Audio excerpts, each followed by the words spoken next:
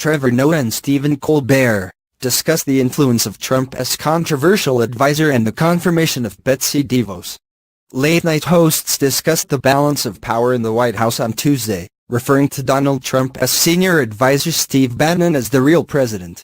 On The Daily Show, Trevor Noah called the Breitbart editor-turned-politician the subject of the bestselling autobiography If Eczema Were Human, the Steve Bannon story.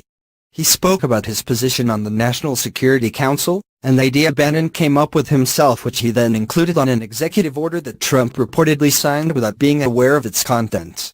"He basically did it like a kid sneaks a candy bar into his mom's shopping cart," Noah said. He referred to Bannon as the real power behind the throne here and then took aim at his controversial Time magazine cover, where he is referred to as the great manipulator. "On the one hand, he is on the cover of Time magazine," he said. "On the other hand, he is on the cover with his photo. The man looks like a satellite image of a storm on Jupiter." The assertion that Bannon is calling the shots led Trump to tweet that he is still in control and makes his decisions largely based on an accumulation of data. Noah joked, "Trump and data have less of a relationship than Trump and Tiffany." He then decided to congratulate Bannon. "As of this moment, you are the real president, but then again, they kind of didn't elect Trump either." Noah also found time to discuss Trump's claim that the media is ignoring certain terror attacks committed by radical Islamists. If Trump wants to talk about ignoring terror attacks, let us start with the terror attacks he has ignored, because what stands out about this list is that, like in Ashini's anonymous meeting, there were no white people in it, he said. Noah criticized Trump for ignoring the number of attacks that occurred at the hands of white Americans, such as Dylann Roof.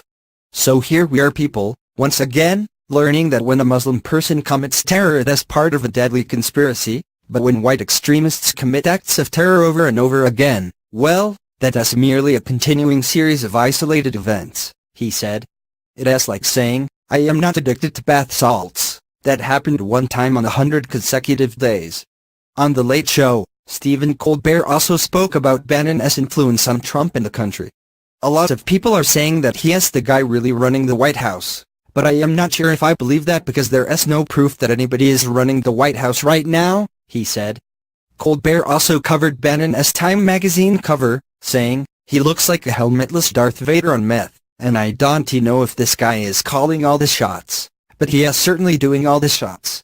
Colbert worries that Trump's increasing awareness of Bannon's power will lead to a rather dark place. "Remember, his new best friend is Vladimir Putin, so if Trump offers you sushi, don't eat it," he said. He went on to discuss the confirmation of Betsy DeVos, the education secretary and woman ahead of you at Starbucks, with a really complicated order. The choice has been criticized by many, given her lack of relevant experience, but also for a far more worrying reason. There is a tiny chance that money played a role, since DeVos' family gave around $200 million to Republican causes, including donations to 4 senators on the committee overseeing her confirmation, he said.